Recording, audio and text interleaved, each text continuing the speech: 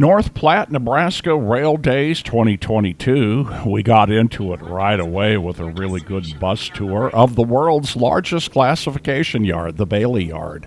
8 miles east to west, over 2 miles north to south. The guy that conducted the tour works in the yard office, but began his career as a conductor. Tried to capture as much stuff as possible out the bus window and avoid shooting over folks' heads on the opposite side of the aisle.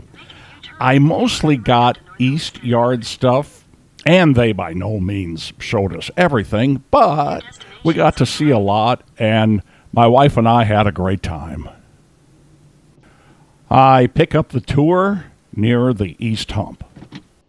We need to stop those cars down the hump. Those retarders can stop in place any car that we have. No matter how heavy that car is, we can stop it instantly in those retarders. Oh yeah, we're going to hear some of those retarders later, hopefully. So we'll get up close and personal to them. So both humps operate the same way. Yeah. Oh, actually, yeah, you're getting a great view here because normally the East Bowl here is not near as empty as it is right now. So yeah, so you can see the cars coming down the hump now. The sound you hear, that's the retarders. Now keep in mind, we're a long ways away from those retarders right now, but we're going to get pretty close to them here on the way back to the spike. So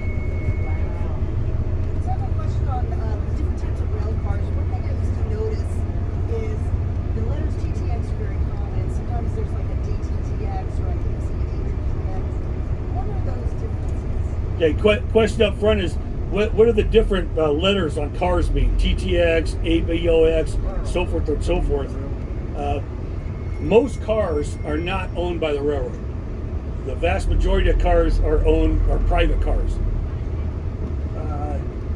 Yeah, we'll stop right up here at the tracks and just keep going straight. And then just keep it nice and slow for a while there. So different car symbols represent the different owners. And I don't know if it still holds true today, but it used to be if the last letter was an X, that was a private car. So it may still be that way today. But private cars, now they are owned by, most of them are owned by big corporations, big businesses, so forth and so forth. So it doesn't tell you what the car, like the type of car it carries, is it a chamber, Normally it doesn't tell you what type of commodity it carries. It just tells you the big circle. So those are usually quite a bit higher priority trains. So when they come through here, we don't have to separate the locomotives from them. All the cars stay together. It doesn't take long at all. If they're on the fueling racks here, it just takes a couple minutes. How many gallons are they? About 5,000 gallons, most of them. 5,000 plus. Now we do have fuel trucks. If you see over here on your left-hand side, those fuel trucks, we use those for distributed power units. If you've ever seen a train that might have 1 or 2 locomotives on the front, 1 or 2 in the middle, maybe 1 or 2 on the back. Okay, anything past the head end are what we call distributed power units. Now we're taking an empty coal train up to South Morrill, and by the time it comes, because you got to remember, by the time it gets back to North Platte, it's making a return trip. So usually, since North Platte is kind of one-stop shopping for everything, anything that needs to happen to a train or a locomotive happens to North Platte. So pretty much anytime a locomotive comes to North Platte, we have to fuel it up. Now here's kind of about the middle of the bridge. But odds are pretty good that once that leaves here, we're going to double that up to another coal train. So if you're ever stopping a rail crossing and you're counting cars, and you're used to counting like 115, it's about the average in there, and all of a sudden one day it goes up to like 230, now you know why. Thank you, North Platte. So, yes, sir, you got a question? Well, I can't hear you, buddy. Wait. Actually, was originally built by General Electric, and I believe it's owned by a company called Wabtec or something like that now. Or Wabco or something like that. But the purpose of this building was back back when we were really running a lot of coal out of here in the early 2000s, we bought a lot of brand new locomotives. And those locomotives, just like anytime you buy a new car or something like that, I'll get right with you, okay? Just like when you buy a new car, oftentimes you have things that happen that a dealer only can do. Warranty work, so forth and so forth. Well, what'll happen, we had locomotives the same way.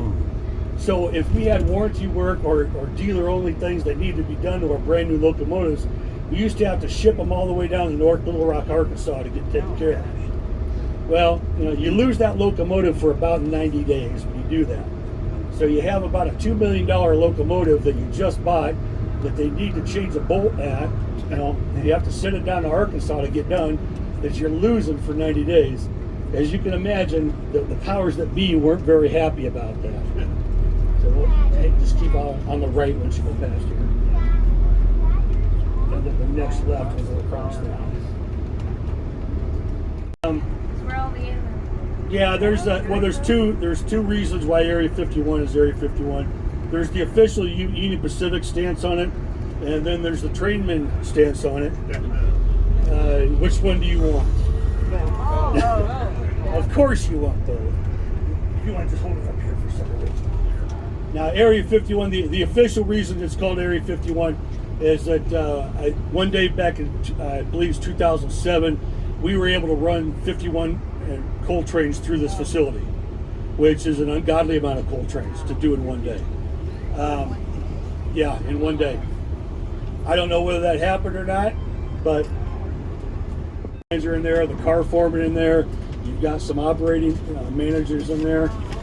And yeah, so as you can imagine, with that much horsepower, there's some really strange decisions get made in there. Once in a while, they don't, you kind of wonder whether they're actually out.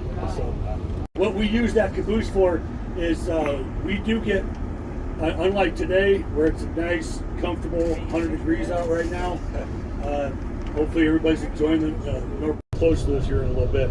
But no, actually, the locomotives over by the repair shop we're going to see here in a little bit, those are all actually functioning locomotives. They're waiting to be serviced. Oh, in inclement weather, how long does it take? 2,600 people. Now this operation here, 24 hours a day, 365 days a year. We don't close down for holidays. We don't close down for alien invasions, meteor storms, irritated ex-spouses. You name it, we don't close down. It doesn't matter what it's doing outside weather-wise, we will be out in it building trains. So.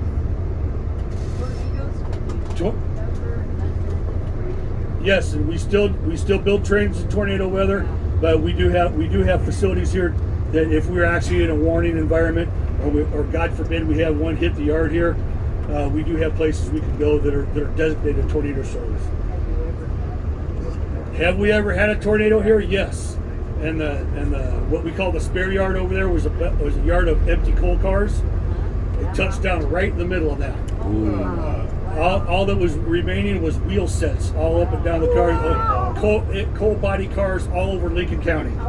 So, yes, ma'am. Do you still do tours like a bad storm? Do I do tours of bad storm?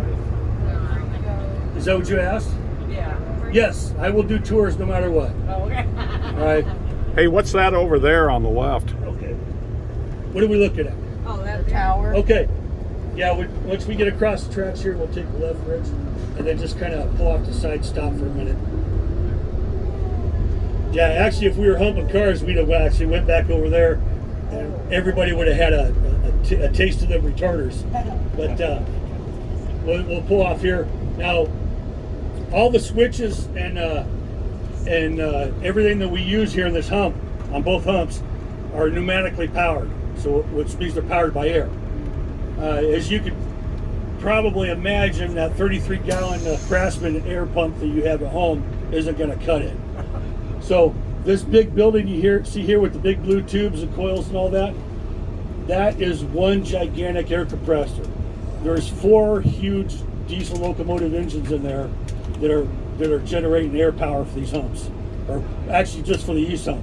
There's another one just like it for the west hump. Wow. So those switches they throw, because you'll hear a lot of times when they throw those switches, you'll hear it go psst, psst. They're not electronically thrown, they're thrown pneumatically. So we need a lot of air for that, and that's what this facility is for here. In the North America, I'm sure. We can. How often do we have to service a locomotive? Well, that depends. There's regular maintenance schedules where they have to have certain inspections and certain maintenance done. Outside of that, it's whenever they break. So when some locomotives break every time you look at them, and some locomotives never break, no matter how much you want them to. So, but all the locomotives you see right here, and I know this actually looks like a lot of locomotives. It's really not. But all these are in service locomotives. They're the ones you're seeing right now have been serviced or maintained, or whatever they need done with them, or inspected, and are getting ready to go into service again. On the other side of the building is all the locomotives waiting to come in, and they can have anything that needs done to a locomotive done here. They can swap out diesel locomotive or diesel engines, air compressors. They can swap out wheel sets. They can do body work in there. Once they get outside of that tolerance, they're shipped out to different facilities where they will be basically reforged. People just won't stop calling. But so they're reforged, and then we'll just reuse them again. So we don't recycle them. I'm sure there's a certain point where we do, but we don't just scrap them. We use as much of those as we can, get every bit of mileage out of it we can.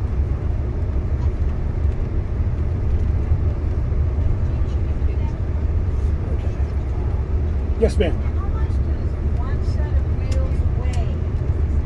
How much does one set of wheels weigh? Yeah. I don't know.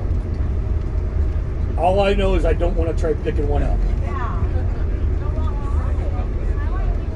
You know, that years ago when I was in the Marines, I could probably pick up a couple of those, no problem. But today, I don't think we can do that anymore. So.